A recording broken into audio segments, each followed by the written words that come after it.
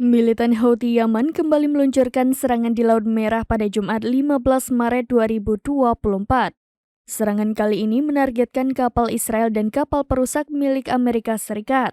Juru bicara Houthi Yaman Jenderal Yahya Saree mengatakan kapal Israel yang diserang adalah Pacific 01.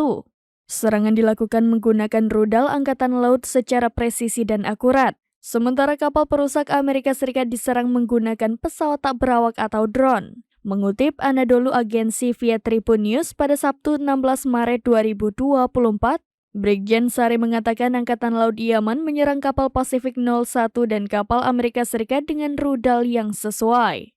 Ia menegaskan operasi terhadap kapal-kapal milik Zionis dan sekutunya akan terus berlanjut. Bahkan kini, cakupan serangan pasukan Yaman itu tak hanya di Laut Merah, melainkan semakin meluas hingga ke Samudra Hindia. Houthi akan mencegah kapal-kapal terkait Israel melewati samudra tersebut yang menuju Tanjung Harapan. Sejak operasinya dimulai, setidaknya sudah ada 74 kapal yang menjadi target serangan militan Yaman. Sementara terkait klaim serangan terbaru, baik Israel maupun Amerika Serikat belum memberikan tanggapannya.